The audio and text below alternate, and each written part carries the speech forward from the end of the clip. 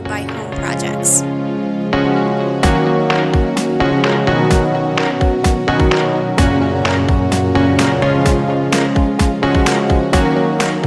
Now introducing the Home Projects Housemasters, Steve and John with part 1 of the HVAC 101, what you need to know before replacing your heating and air system. Welcome to Housemasters, presented by Home Projects. Hi, I'm Steve, and this is my business partner John, and our special guest this evening, Tim DeStasio.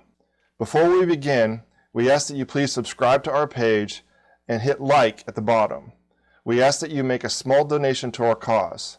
Without your generous support, we will not be able to continue with this educational platform that you will be enjoying over the coming months and years. John, we have a special guest with us today. It's Tim DeStasio, HVAC consultant, founder of Southern Comfort Consulting, and a longtime friend of ours. You want to introduce to our listeners a little bit more about Tim? Yeah, welcome, Tim. Tim and I met roughly 2011, 2012.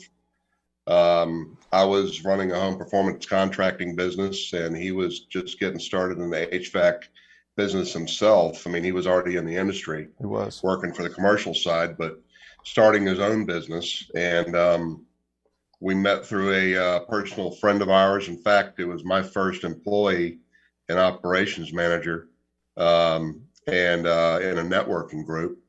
And the rest is history. And the thing I liked about Tim was the fact that being that I was in the building science arena, he had a mindset that was building science driven, and he didn't look at HVAC and the HVAC business like your run-of-the-mill HVAC contractor did. I mean, he actually applied the building science to it. He had all the certifications I had, and we ended up having a lot of commonalities there in the way we thought about the business. So that's kind of how we started. And what I'd like to do now is probably give you a couple minutes, Tim, to talk about your background and history, and bring everybody up to speed as where you are right now. Yeah, thank you. It's good to be here. Thanks for having me. Yeah, my name is Tim DeStasio, and I founded Southern Comfort Consulting and Service in 2011, 2012. I had a commercial and industrial background before then. And when I started my own business, I wanted to do something to set myself apart. And I was really interested in energy efficiency and sustainability in building science. And I could see from even some of the early research that I did that HVAC and building science really go hand in hand. They're not one or the other. They really need to work together. And so when I founded my company, that was really the basic principles, that we would look at the house as a system, and we would make HVAC decisions based on what was best for the home. And I grew a very successful business. And here recently, I was actually able to sell my business to another larger HVAC company. And now I'm working there as a technician, also training their technicians and bringing a little bit of building science knowledge to their model as well. Well, it's interesting that you brought that term up that you and I know so well, as the system as a home, or the home as a system, actually. Holistic. Whereas I mentioned earlier, your conventional HVAC contractor is usually in the business of selling boxes and getting maintenance agreements, which maintenance agreements are fantastic. I mean, I'm not going to shun them, but you actually brought something to the table where you were looking at the house as a system, and that every individual part and piece of that home was actually going to affect every other part and piece of that home, and eventually the entire system. So, that's kind of that's why you and I kind of hit it off, and we collaborated on a number of projects. And I think we got you involved with Steve. Steve and I were on the board of directors for a local historic preservation organization here in North Carolina, and then we got you involved in some historic preservation work too then? Actually, that was more you, Steve, That's wasn't it? right. Yeah, Tim, you did some work with Blandwood, didn't you, downtown Greensboro? Yes, for many years. Yeah, I We had a good remember. relationship with them. Yeah. Yeah, so Tim and I, we've probably known each other for about 20 years. That makes us both look and feel old. But when I was a practicing architect with a large architecture firm here in North Carolina, Tim worked for one of the HVAC contractors, whom was the subcontractor to our GC. And I was an intern at the time. I think you were either in management or crew, and we met each other not knowing who we were or what our roles were. And then about, I'd say probably a good solid 10 years after that, I was working for a residential contractor here in Greensboro, and I think I might have met you through John. Yeah. And you came into, we were doing design build, high-end custom residential renovations, a lot of the historic preservation work as well. And you were, as John said, you were one of the few in the market who weren't just selling us metal boxes in the backyard. I remember sitting down talking building science with you, and we were at the time we were starting to use mini splits a lot. They had the American building code finally caught up to the rest of the world and decided the mini splits were something worth building or using here. And you were one of the early adopters and experts in designing the systems and installing them. And then eventually I broke off on my own and started another company and you became my exclusive HVAC contractor, and you did a couple homes for me with that. But building sciences was always the quality level that you brought to it. It wasn't about just selling us a box. It was about making sure the home was comfortable. And 20 years later, here we are to talk about that very thing. So, John? Yeah. I'll tell you the other thing that was, when you were talking, Steve, the other thing that was very somewhat unique about you, Tim, when you were starting Southern Comfort, was at a time where there were major building code changes when it came to HVAC. Yes. I mean, we had things like duct leakage testing being implemented. We had permits being required locally. Thank we God. had, what else was there? Outdoor thermostats were required on Heat all pumps. new units.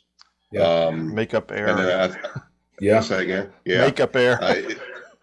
And there was a couple of others, and we'll get a little bit more into the weeds on that as we move along in this segment. But and let's, you have anything else to add, Tim, before we get into the crux of this? Yeah, I just want to add, the metal box in the backyard, you got to have it. We don't have an industry, we don't have comfort unless, we've got that unit. But HVAC is, we need to be able to bring more expertise, more science into making that metal box as effective as possible. And we need to understand how it interacts with the home. But I don't want to throw shade on sales and in HVAC sales. Sales is what keeps businesses in business. But there's a way to go about it where we can sell the metal box and we can do it the right way. And those sales come organically, and they come, because you've developed a good reputation. And that's lessons that I've learned through practice, and it works. Yeah, and I agree with you, Tim. I guess, when I mentioned selling boxes earlier, I meant, it's you didn't. Last night we were doing a podcast, and we were talking about window replacement contractors, and we were talking about the contractor method versus the sales organization, and there is a huge difference there. I was more referring to the fact that you have sales organizations that they go out to the house, and regardless of what the house needs, they're going to try to sell a box. And that's not always the best case scenario there. Right. And that's where you were different. And, heck, we personally, my wife and I, we used you for years. So because we knew that you were going to tell us the truth. Right. So, without further ado, let's get a little bit into the weeds here and the fun stuff. Let's start out, being this is a 101 episode on HVAC, and let's explain to us, Tim, as to what HVAC is and how it relates to the cost of operating a home. Yeah, so HVAC or HVAC stands for heating, ventilation, and air conditioning. Well, we pretty much know what heating is. We know what air conditioning is. The ventilation is something that the industry is starting to catch up with. And so when we talk about ventilation, we're talking about how air and moisture is flowing through the house and how we can introduce fresh air. And with ventilation, we're also talking about indoor air quality. So the HVAC system is a major component or a major part of the house.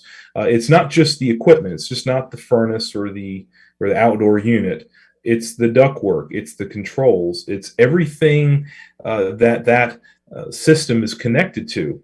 And not only does it include the ductwork, but it also includes how the ductwork interacts with the house. And in the building science, HVAC guys that are on the cutting edge, progressive HVAC contractors, we have a saying that the house is the biggest duct in the house. And that's just because we're all dealing with a box that we're trying to heat and cool and keep comfortable. And so we have to think about how the HVAC system reacts to the rest of the house.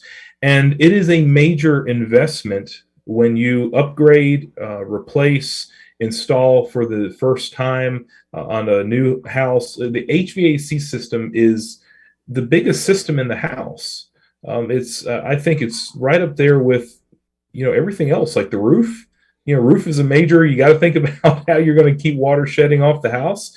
The HVAC system is a huge part of that. And so I think as a homeowner, it's important on the front end to understand that you are talking about a capital investment in your home, which is your castle. So invest in quality and make sure that you're using a contractor who understands the science around it. The HVAC system is responsible for 40 to 50% of your typical yearly utility bill. Now that can fluctuate depending on what kind of climate that you're in. Obviously, if you're in a really hot climate or really cold climate, your HVAC is going to be running a lot longer per day. And so it could be higher than 50%. So it is a huge part of the system. This is how we take, in olden times, before we started heating and cooling homes, you were a victim of whatever the weather was outside your house. Maybe you kept the wind out, maybe you kept the rain out, but you weren't going to control humidity, and you weren't really going to control temperature. You could do a few little things to mitigate it with cross breezes and how you built your house. But when we started heating and cooling mechanically homes, we changed the climate in which we lived. And that's huge. You've got to make sure you get it right, because sometimes you can change a climate for better. If you don't do it right, you can change it for worse. So if we get nothing out of this discussion, is that the HVAC system is a huge capital investment in your home. It is not a commodity. It is not a throwaway little gadget that you can just get another one. It is a working system in your house, a living, breathing system that keeps you alive, that you breathe from. So you got to do it right. Well, if there's anything that I gathered from that monologue right there from you, was that you just quadrupled my credibility from the episode last night. You did. When you said that of the overall energy bill, heating and cooling is roughly 40 to 50%. And in fact, we talked about that in the episode yesterday. In North Carolina, that number is 47%. Right. And it does differ. But, a lot of people look at it as, it's just the energy bill. They don't think about cooking and laundry and all those types of things. So, I'm glad that you segmented that out. This is a good time for a shameless plug. I didn't even tell you to do that. So, this is a good time for a shameless plug. Let everybody know they need to go back and watch Windows 102. That was the episode we did last night. It's almost like it was planned that way. Almost like it was planned that way.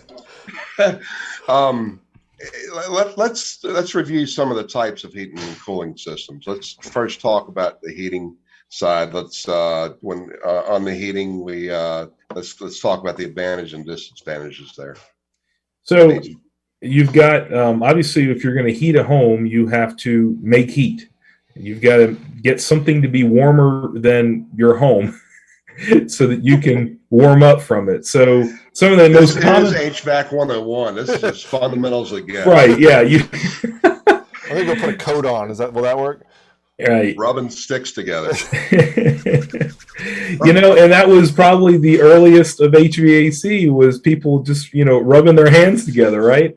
And for the longest time, the only way you could heat your home is to light something on fire and either stand around it or somehow distribute that heat through your house. And so we're talking about burning a fuel, usually a fossil fuel like natural gas or propane.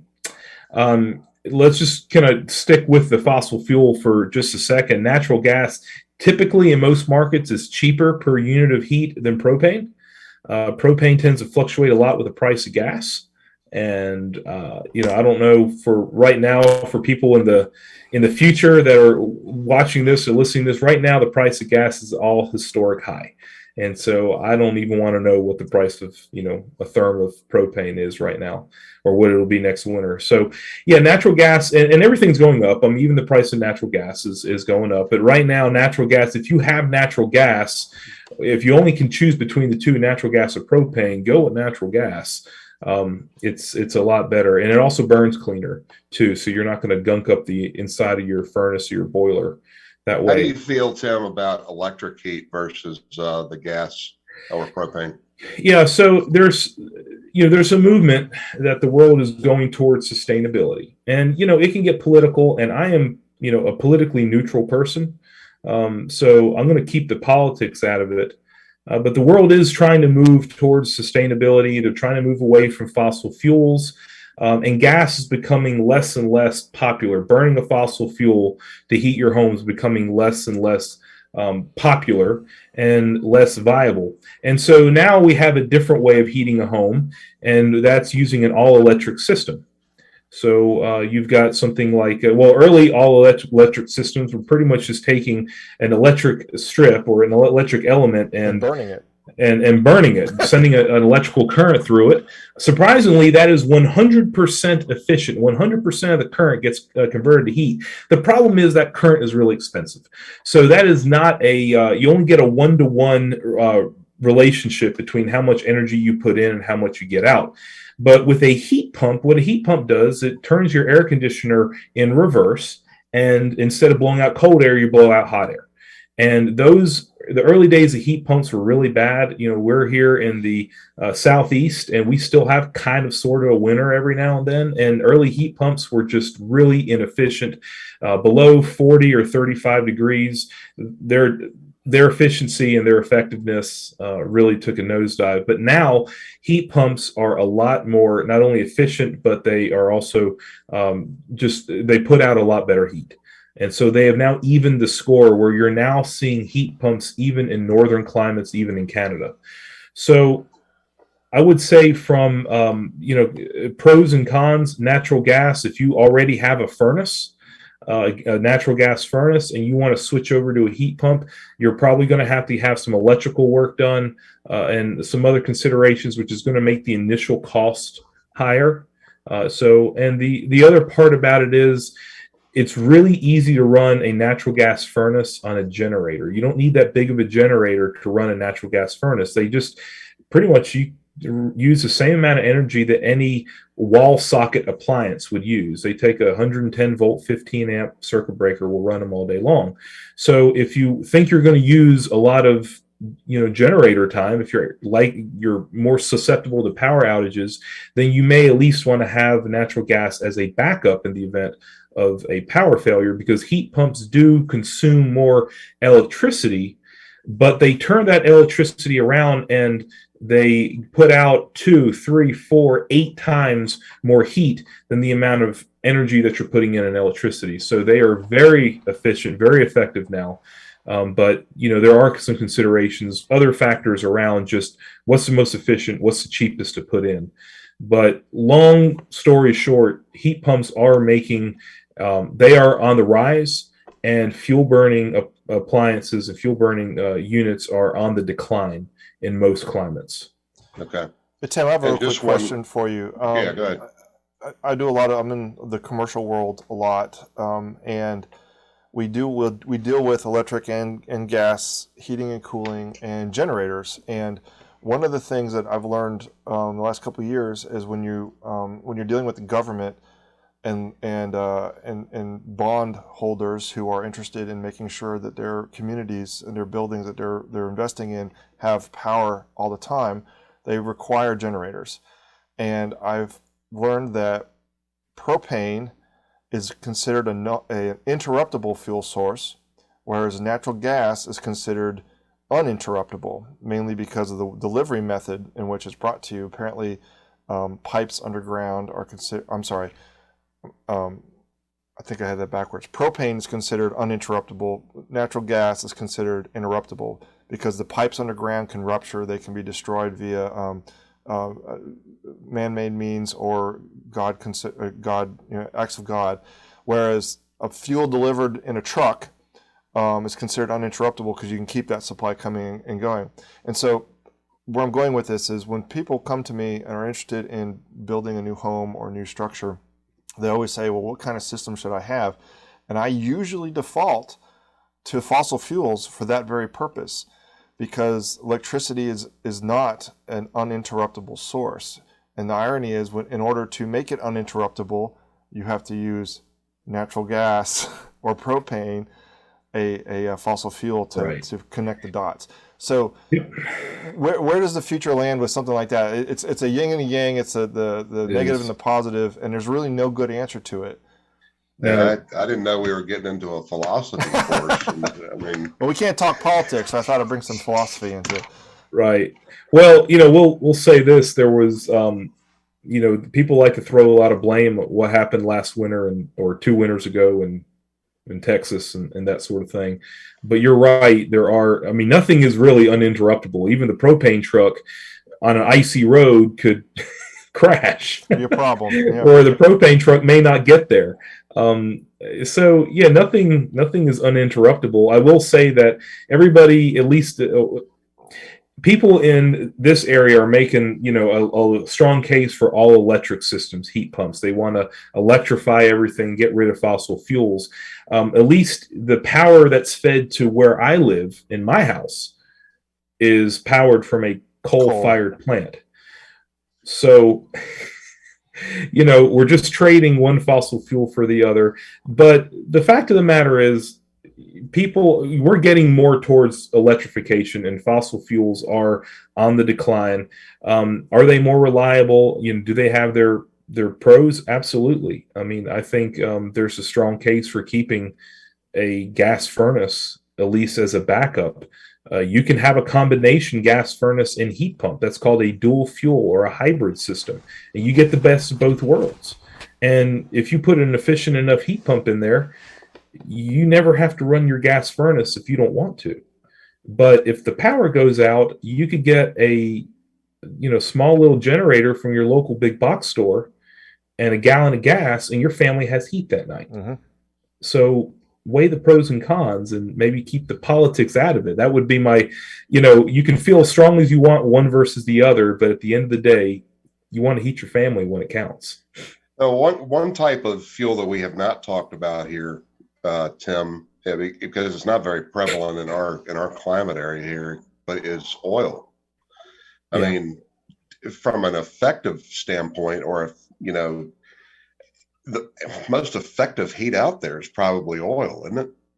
Well, and I apologize for leaving oil out of it. I don't work on a lot of oil, but oil has been very popular in rural climates that didn't have natural gas. And for many years... Big in the Northeast, too. Yeah, big in the Northeast, and with older houses that needed a lot of heat, that weren't well insulated, weren't well heated.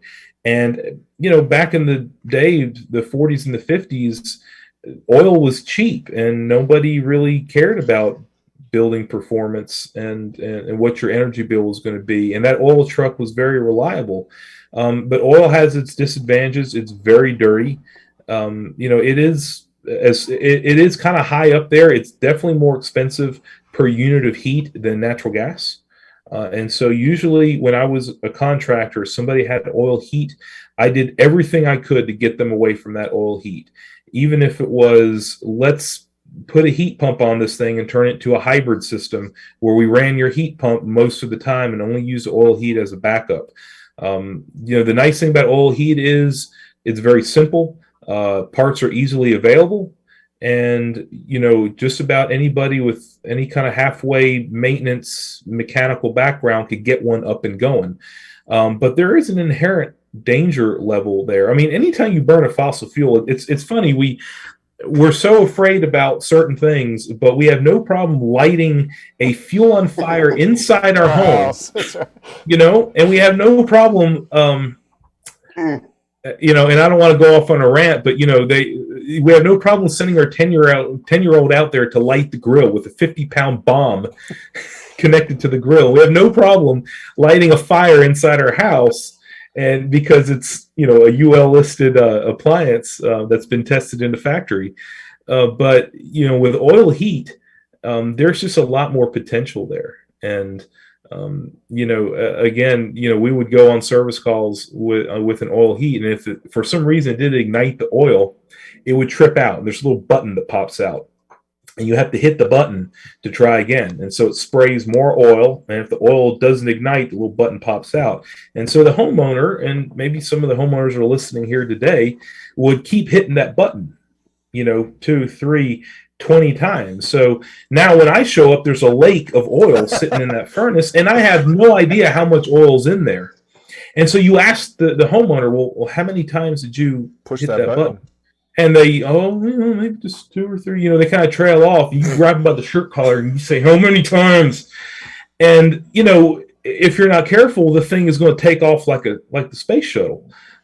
So I hated working on oil for that reason, because it was just dirty and it was dangerous, and it wasn't very efficient, not the best thing for the homeowner. So that's why, I do think that the world is trying to get away from oil. If they have to go with the fossil fuel, a lot of people are taking the oil tank out, they're putting a propane tank in, and then putting in the dual fuel heat pump. And that's really the best solution for a house in the rural areas that doesn't have natural gas, is to do some kind of dual fuel hybrid system that's employing a heat pump. That's going to take care of the load for the majority of the winter. Well, away from oil, a quick story to tell. It's interesting that you were talking about the insanity of how we are so nonchalant with these fuels in our homes. I'm originally from the Virginia Beach, Virginia market, and I was coming home from work one evening, and over the trees in the distance, I saw smoke, and it scared the bejesus out of me, because it was the neighborhood of my best friend's parents. And it was rush hour traffic, so I couldn't get there so quick, and finally got up to the neighborhood. Thank God it wasn't theirs. It was a cul-de-sac over from their house. But 11 o'clock news that evening turned out that the wife and the 2 kids got home that evening. They had natural gas in the house, turned on the light in the foyer, and the entire house exploded. They had murder charges on the husband for a solid 2.5 years, because they thought that he had booby trapped the house. Wow. And it was horrible. But that when you were talking about this, the fuel being inside the home, it harkened me back to that day. You're right. Oil is probably the most dangerous of them all, but you got to be very careful with natural gas and propane. Absolutely. It's you get a slight leak, and eventually that's what they found out with the investigation, was there was a slight leak in the line, and he was absolved. But modern building codes are going to require sensors in the home now to detect leaks. Yes. Tim, I believe on the units themselves, there's detectors too that they may not call the police or something, but an alarm goes off, much like a well pump or a sewage lift station would. When they have issues, alarms go off. But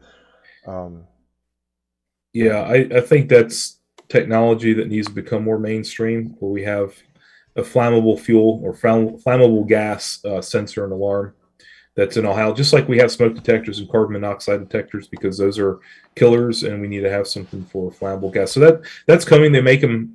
They make them. You can order them online. It's just not something that's mainstream.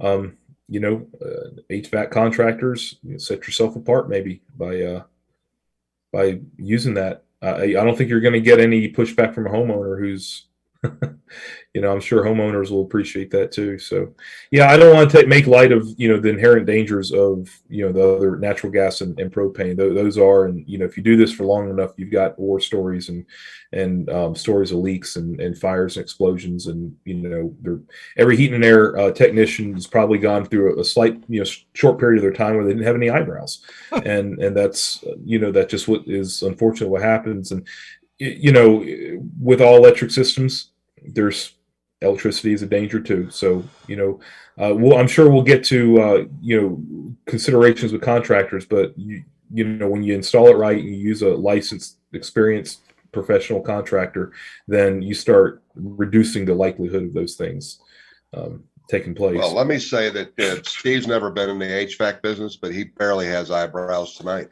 So, anyway. Moving over to the cooling. Yeah. Let's talk about the AC systems out there. I need a pen. Advantages, disadvantages. Is that what makes this work, John, with a pen? Yeah. Okay. All right. I just want to make sure. Yeah. Well, and there's probably one more. My laser pointer. There's probably one more heating system that's a heat pump related. There are different types of heat pumps. There are air source heat pumps, which are the most common ones, which are just a reverse of your air conditioning unit. And then there are water source heat pumps, or geothermal, where we're pulling the heat from, instead of we're pulling the heat from the air outside, we're pulling the heat from underground, where it's a solid, pretty standard temperature, somewhere around 50 to 55 degrees, which you don't think there's a lot of heat in something that's 50 to 55 degrees, but that is more heat than what is needed to convert and a heat pump to convert and heat your home with. Those are expensive on the front end, but they are very, very efficient on the back end, and there are a lot of tax credits and government subsidies to make those a little bit more affordable. And as time goes on, those technologies, like any other technology, become cheaper or less expensive, more mainstream, and more widely produced, and so it'll be more affordable.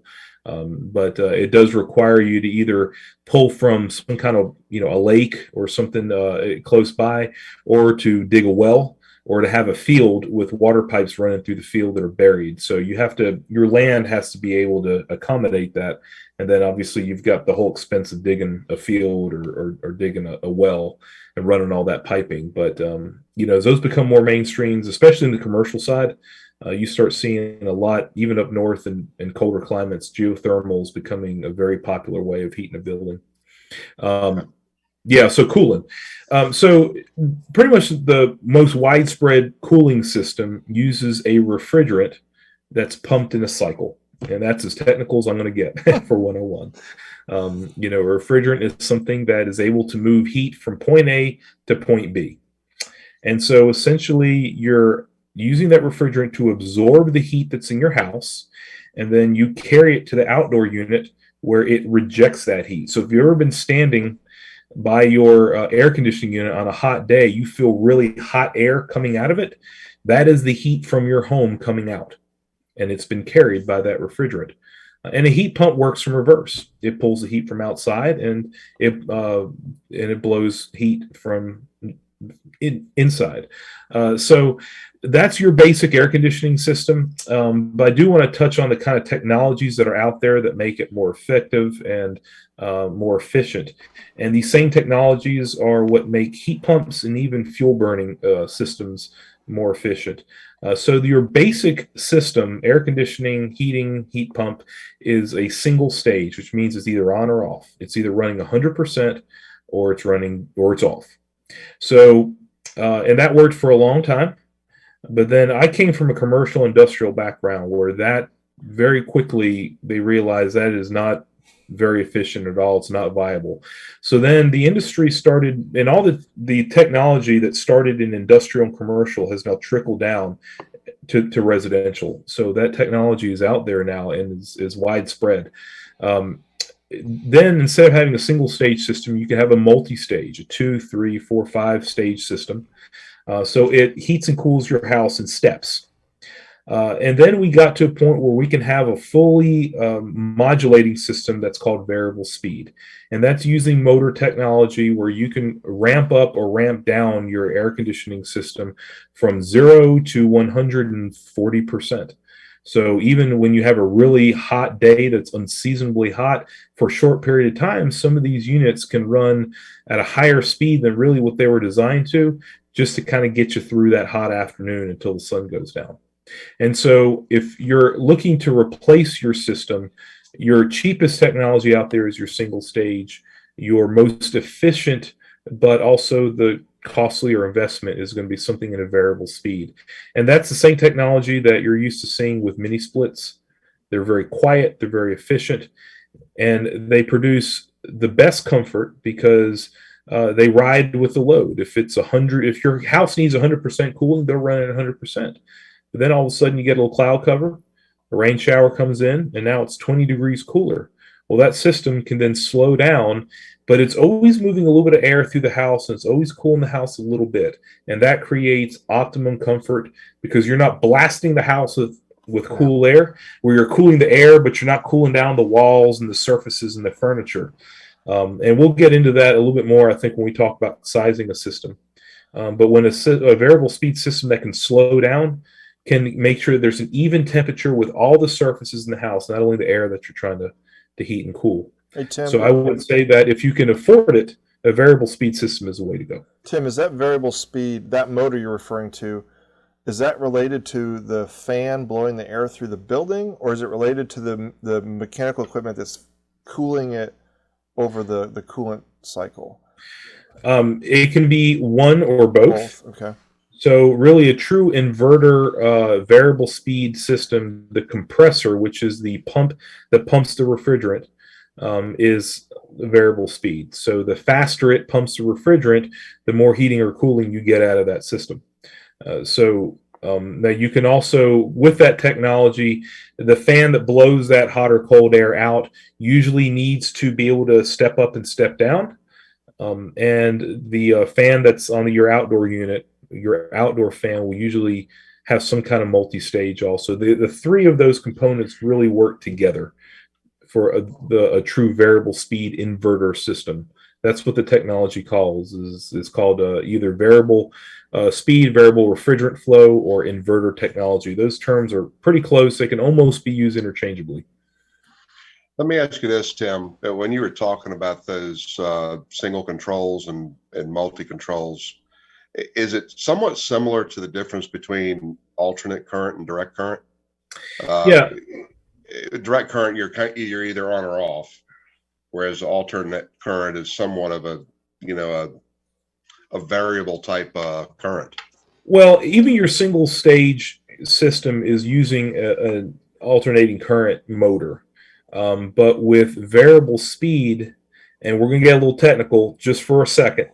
That's okay. What that technology does, it takes your typical AC current that comes from the power company, it turns into DC, and then it turns it back into the type of AC that it can control.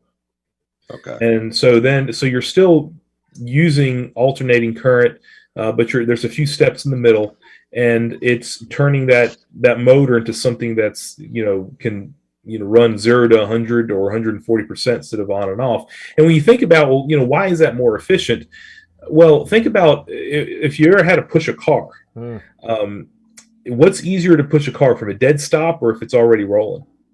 Yeah. Same thing here. It takes a lot more energy to get these motors and these devices, these components in the system starting from a dead stop. But if we can slow them down and just kind of let them keep running, it's going to just sip the energy instead of that big blast of energy. We call it inrush current, which, and that's, the lights dim whenever the air conditioning unit comes on. If you've ever seen that, that's a single stage unit, and your electric bill just went up right there at that moment. But if we can, even if it runs all day long, if it just runs just a little bit, that's still better than it starting and stopping 20 times a day. And it's easier on the equipment too. The equipment lasts longer. The worst thing you can do to a single stage air conditioning system is start it, because that starting takes a few moments of life away from it. But if it can run all day long, then it's gonna live longer. So everybody wins with inverters technology.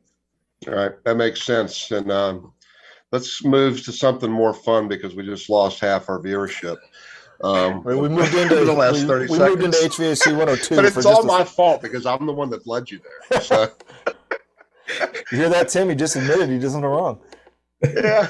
I mean, it's only, take a picture. It lasts forever. Right. He's going to edit it that way. Yeah, right.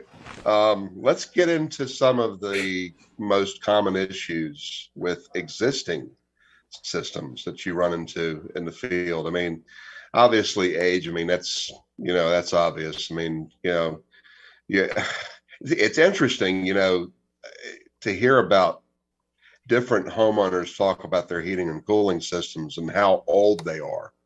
A lot of your older systems are archaic, 30, 40 years old, especially some of your old boilers and oil systems. But today, I mean, some of your newer systems are 8, 9 years old and they're already ready to be replaced. Yeah. Speak to the age of what a good system should actually last today.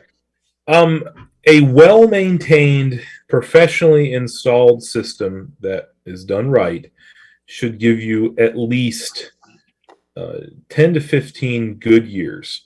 We try to shoot for 15. That's what I used to tell my customers. But if the system has not been maintained properly, you just shaved a few years off of it. If your dog's been peeing on it, you just shaved a lot of years off of it. If it hasn't been, and by professionally maintained, we're talking about it essentially being cleaned. And homeowners say, well, I can wash the coil with a water hose. Well, there's more to cleaning a system than that. There's certain components, just like a car. If you don't change your brake pads, eventually you're going to be putting rotors and calipers and other parts on there. Whereas if you just would have changed that brake pad, you wouldn't have spent as much money. The same thing, there are just some predictive part replacements that can make a system run a lot longer. But the main thing is the quality of the install, really the design, because we don't want to put something in that's too small or too big, and the quality of maintenance. And a professional contractor who really knows what he's doing, that's well trained, can make systems typically last a long time. Now there are, everyone gets a lemon unit every now and then. And my first house, I bought it had just been built, and I got 9 years out of the unit. And I'm a heating and air guy, and I only got 9 years out of my first unit because it was a lemon, and I made it run here and there, and I was always working on it to keep it going. Finally got tired of it, and I put something else in. So you've got units out there that are 30, 40 years old. I would say do not plan on getting anywhere close to 20 years, good years, out of anything that's been made in the last 20 years. Just like any other appliance, you buy a blender, you buy a washing machine or refrigerator. We unfortunately are in a throwaway mentality, and that's even how manufacturers are. Now you can get more life out of it out of properly maintaining it and cleaning it, but the fact of the matter is that the metal is thinner.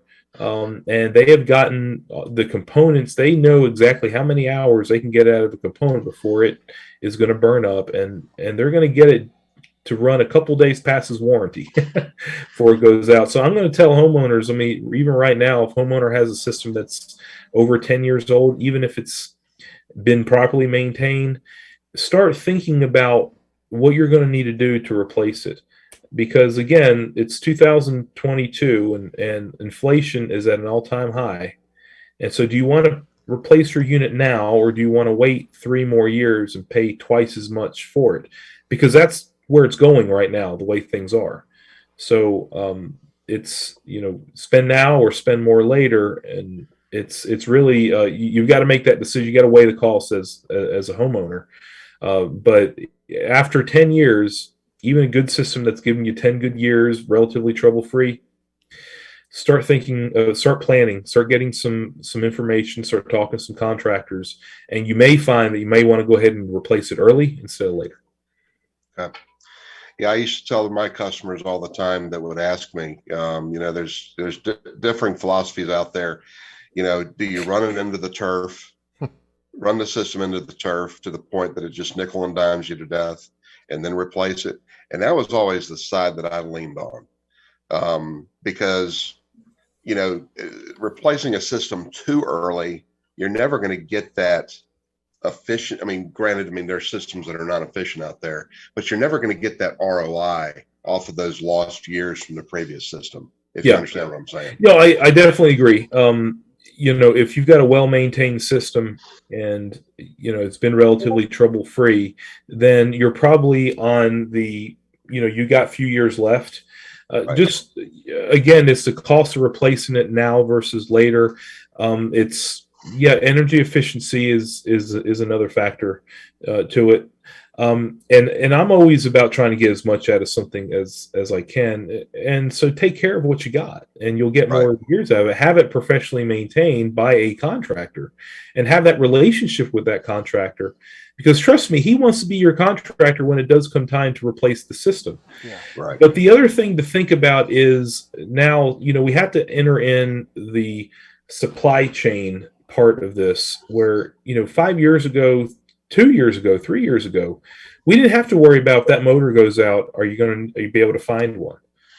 If that air conditioning does go out in the middle of July, can I get a contractor just to put another one in? When I've used every drop of life out of that system and it breaks today, can I get a new system put in tomorrow or the day after?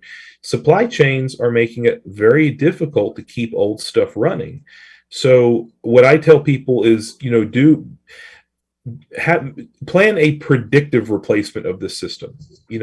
Get your life out of it, but plan it around. You don't want to be replacing it during peak season, because then you're at the mercy of the contractors, not only their schedule, but they also, it's supply and demand, and there's a lot of demand for an HVAC contractor in the middle of winter and the middle of summer.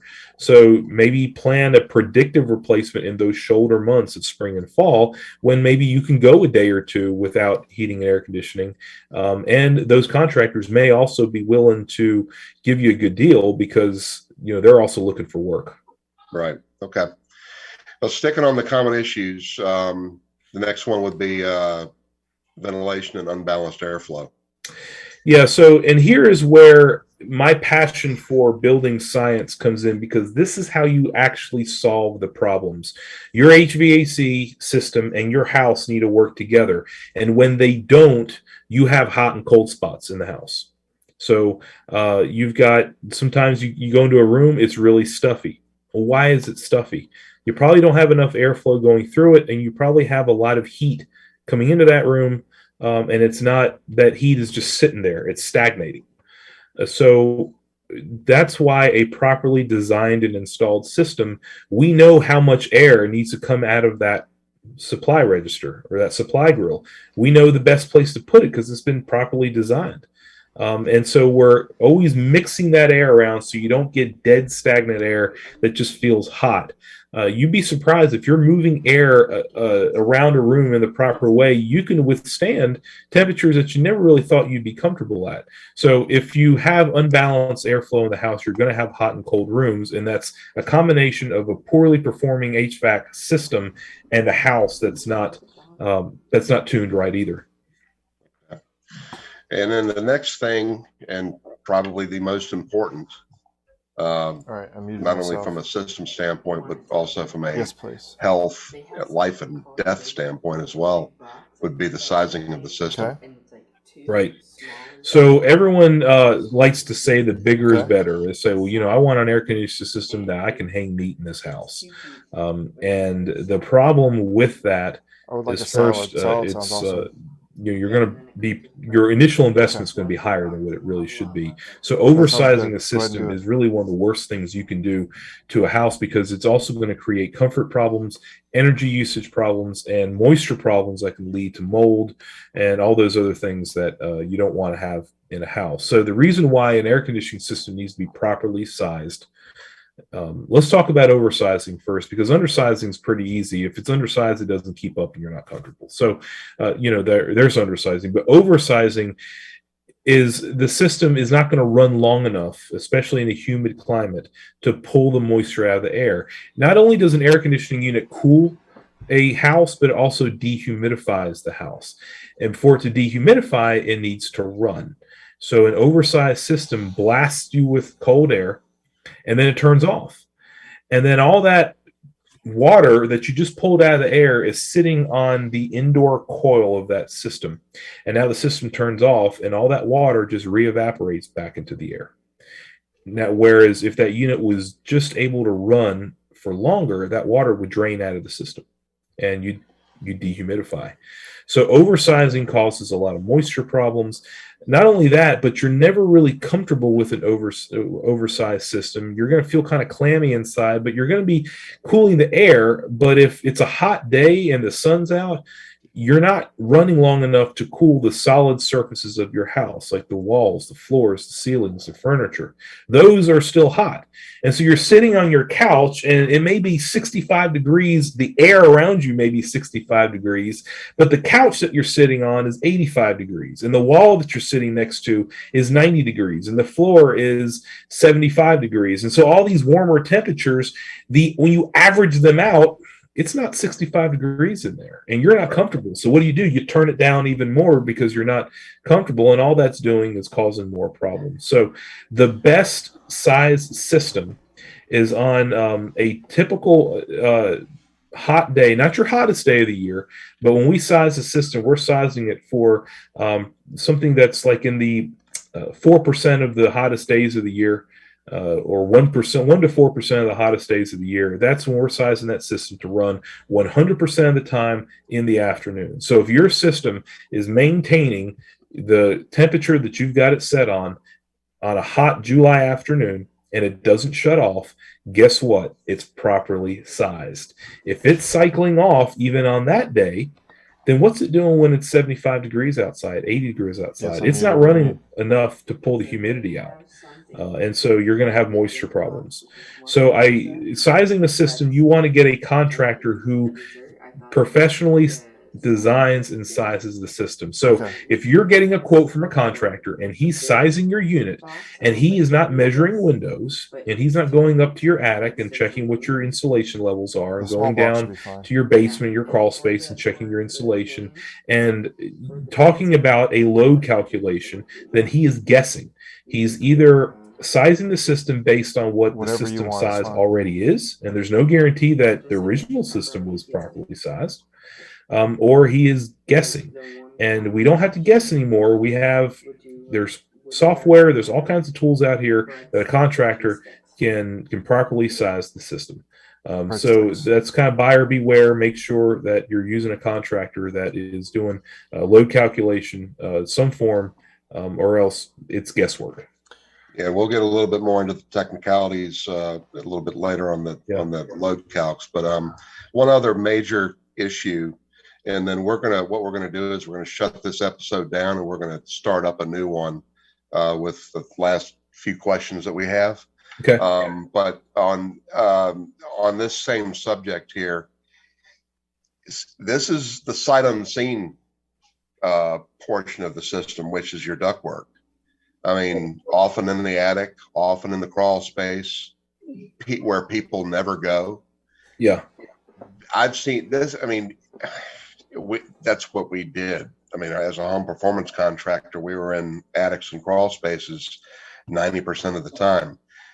And you don't know, I mean, but it's amazing what could happen to a duct system and how adversely it affects the HVAC system if it's not up to par.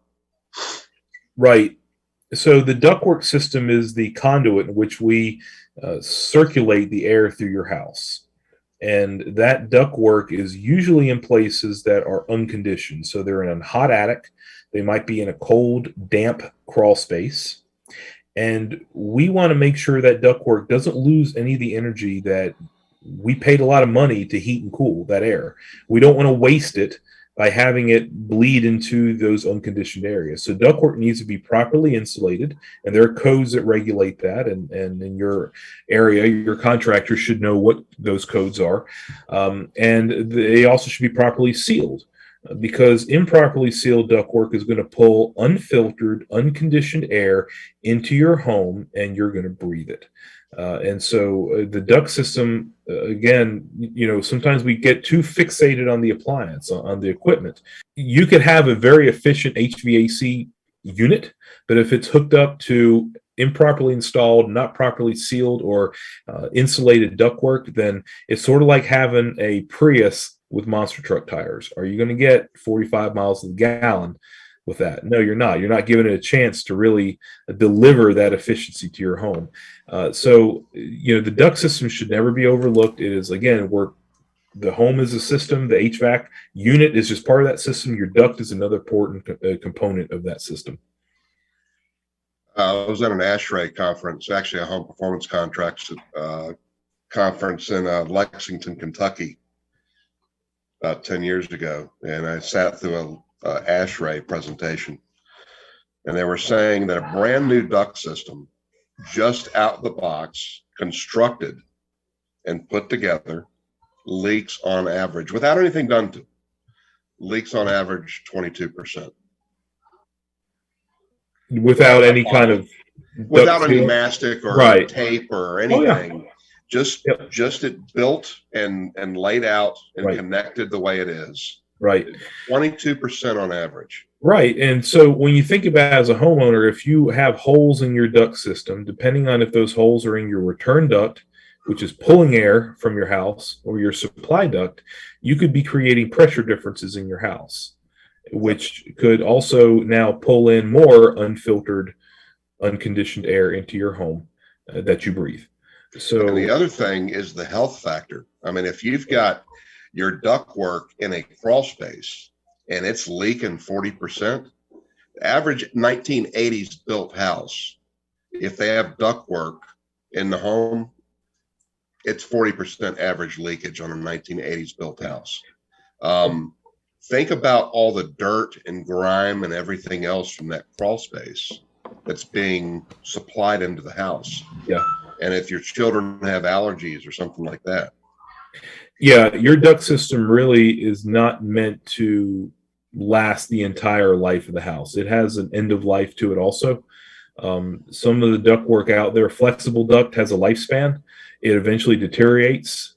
It gets dirty inside. And then it needs to be replaced.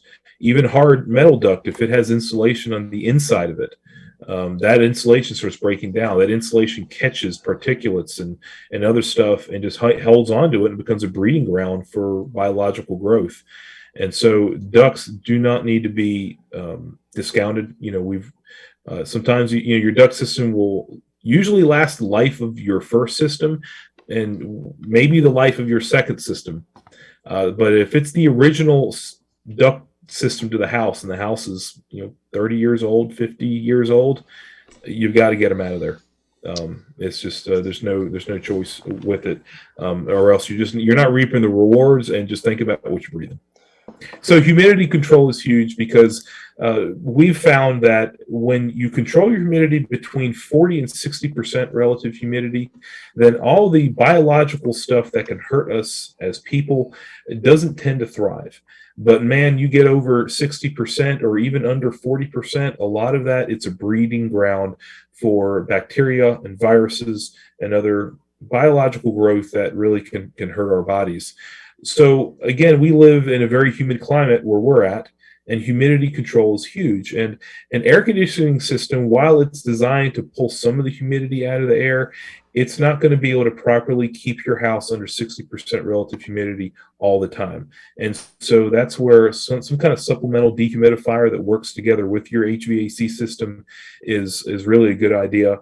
We started as a contractor putting in dehumidifiers that not only ventilated, but they also had a MERV 13 filter in them, and they dehumidified. So before we ever even introduced that outside air into the house, we filtered it with a MERV 13 filter, and we dehumidified it so that we were drying the air in the house and running that air through a filter at all times. Find an HVAC contractor that has expertise and the knowledge to address those three pillars of indoor air quality. You want to be able to move enough air and ventilate the house. You want to be able to filter that air effectively, and you also want to be able to control your humidity.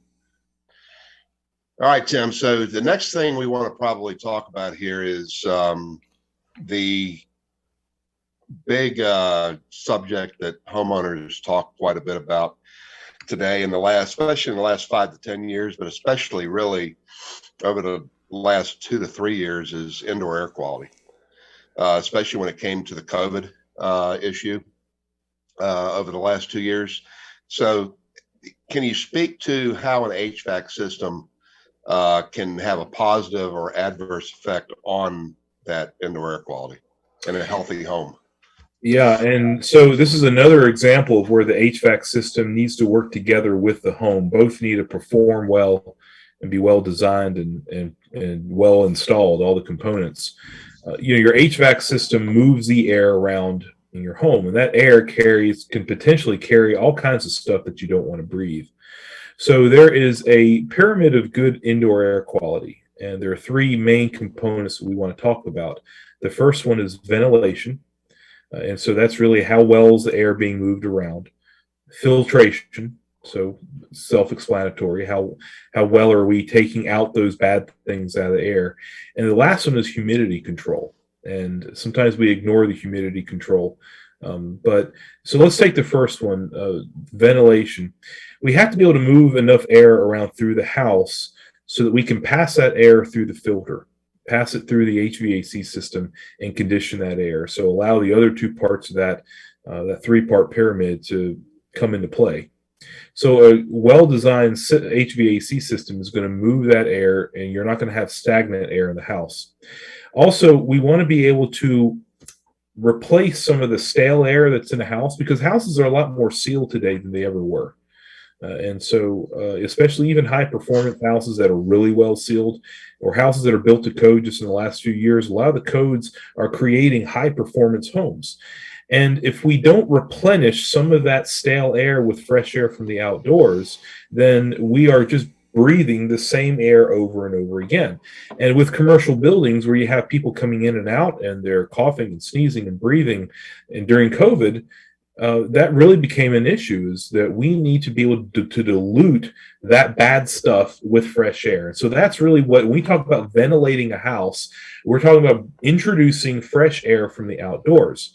Even in a house, especially a newer house, a lot of times introducing fresh air can dilute some of the odors, some of the other bad chemicals that we just create by living in a house and cooking and cleaning. The varnishes, the paints, volatile organic compounds is a term that's used to talk about some of the chemicals and some of the other parts of the air that we can breathe that can have an adverse effect. So the only way that we get rid of those things is we have to dilute them with fresh air from the outside. Now that air needs to be filtered and it needs to be conditioned.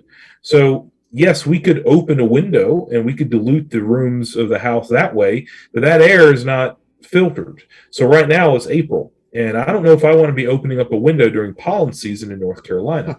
I would much rather control how I pull that outside air through an air filter, and then also dehumidifying it, cooling it at the same time. The other great thing about introducing outside air into a home is if you do it a certain way, you can actually pressurize the home. And now you're pushing all that stuff out. So if your home does leak and you are maybe pulling in some stuff from the crawl space, the attic, from the outside that you don't want, if you're pressurizing the house, you're driving those things away instead of pressurizing the house where you could be pulling them in. So that's ventilation. Filtration is huge. So the way that we rate air filters, the common way that we rating them right now is the MERV rating. And that's an acronym, which I'm not going to get into what it stands for, but the higher the MERV number, the better the air filter. So go to your big box store and look at the MERV number, and your typical $5 to $10 filter at the big box store is probably going to be somewhere between a MERV 6 and a MERV 8. And it's going to be that pleated filter that kind of looks like an accordion. If you're buying the flat filter that you can see through, then the only thing you're filtering are big bugs and small children. That's really all your filter is keeping out of your body. So invest in a good filter But that filter also needs to be designed in the system. So that's where HVAC design comes in, because a lot of filters filter out everything, including the air. So if you're going to use a really heavy duty filter with a high MERV rating, the HVAC system needs to be designed around it. So the higher the rating, the better. So I suggest getting a filter that's at least a MERV 10. If you can get something that's a MERV 13 or 16, that's even better. There's other type of filtration devices out there. For example, a lot of the brands now carry electrostatic filters, which is sort of like a bug zapper for your air. And so it puts a positive and negative charge to the particulate matter, which is the dust that's in the air. And now that dust starts to cling together, and it'll either fall out of the air, or now it's a big enough particle that gets caught in the filter the next time around. And when you think about what dust is, a huge percentage of dust is dead skin.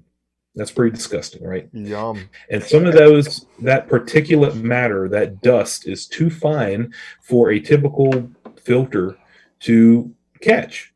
But if you can put a positive and negative charge on those, now those things stick together, they become bigger pieces, and now your filter can catch them. So that's filtration. Well, we've gotten into quite a bit of details here, which we'll eventually address in another episode. But we do have a few more 101 level discussions we'd like to have. But we're going to do that in a part 2 episode of this discussion. So before we break away here, I just want to remind everybody, if you'd please like this video, subscribe to our channel. And share this with as many people as you can. Tim has said a lot of really important things here that the rest of the world needs to know about, which of course is the mission and the vision John and I have for Housemasters and Home Projects. And so, Tim, we're very, very, very happy with what you've presented to us this evening so far, and we look forward to continuing this discussion on the flip side. But again, everybody, like and subscribe. And look forward to the second half of this episode. See you on the flip side. Don't forget to like our video and subscribe. Leave a comment or question while you're at it. Your support is very important. Visit www.homeprojects.com to donate via PayPal or GoFundMe. Thank you!